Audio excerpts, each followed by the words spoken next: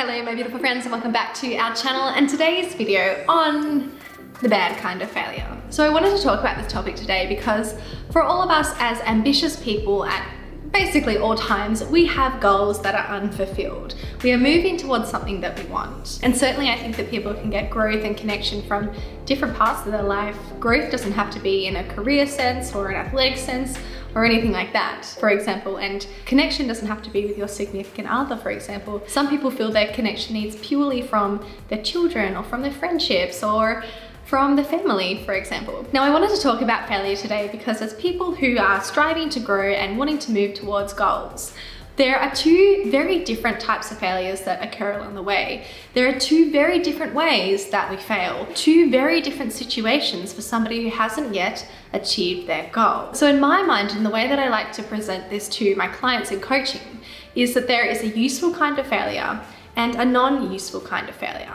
There's a kind of failure that moves you forwards, that is a forwards failure. And there's a kind of failure that doesn't actually add anything to your life. And with this video today, I want to bring these different failures to your attention so that you can look at your work, your progress, your efforts towards your goal, and work out if you're failing in this useful, productive, forwards momentum way, or in a non-useful way. Let's talk about it. Let's start with talking about a non-useful failure. This failure is a failure that we don't get any new information from.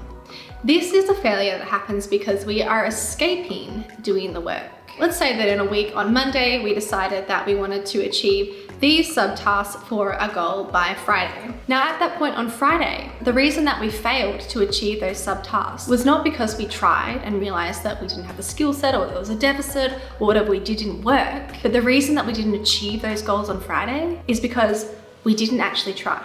We didn't make the attempt. We didn't try something new. We didn't really have a go. Instead, in this case, in the non-useful failure, we failed because we didn't try. We failed because we escaped making an attempt. Whatever emotions, whatever urges came up for us drove us into a procrastinating or avoidance type behavior. And instead of taking some action towards that goal, we avoided it. So failures that result from avoidance are the type of failures that aren't useful. We're not learning anything about ourselves or about the process we're going through, about the goal that we're working towards when we fail by escaping, by procrastinating or putting things off. Now I have to say, I struggle with this myself too. When doing new things, when we are faced with challenges, sometimes it feels really good and we feel courageous and brave to take on that challenge. And sometimes the urge to escape is much more compelling. And what I'm tempted to do when I've spent time failing by escaping, say, I'm in this Friday afternoon position, is to take the time to look at what I'm actually escaping. We talk about procrastinating and delaying goals or not moving towards goals as some kind of complete problem in itself, but there's something behind driving those behaviors. There's some thought and emotion process that are driving those behaviors, the decision to procrastinate, or the decision to not be mindful and conscious and committed in the moment to go and do the work. Procrastination itself is not the underlying cause, it's just a symptom of something else. So if I'm noticing that I'm failing by escaping, this is when I go and look at my emotions and my thoughts, of course. So this might look like, say I had some work planned to do that was challenging for me at 8 a.m. on Monday morning. And at that point, I procrastinated. The moment I become conscious of the fact that I procrastinate, I recognize what feeling caused it, and I go looking for the thoughts that cause that emotion, that cause that urgency, that emotion that made me want to escape by procrastinating. We need to look at what we're escaping from to be able to do differently in the future. Often, these boil down to the same type of things. We're escaping rejection. We're escaping feeling disappointed in ourselves. We're escaping getting something wrong and feeling shame or guilt or inadequacy. We're escaping finding out that we were never capable of doing it anyway and that we should give up on our dreams. So that failure by escaping doesn't give you any more information, doesn't develop any new skills in you that actually move you closer to your goals. Whereas this failure by doing something, by trialing something that you then found out didn't work, this is the kind of failure that truly is useful. This is the kind of failure that we talk about celebrating that actually helps us. It's actually productive. It's actually contributing to our goals. Even if it looks like it's a couple steps backwards, even if it demonstrates that our original strategy that we planned over the past 8 weeks didn't work, we now have the information that that strategy doesn't work.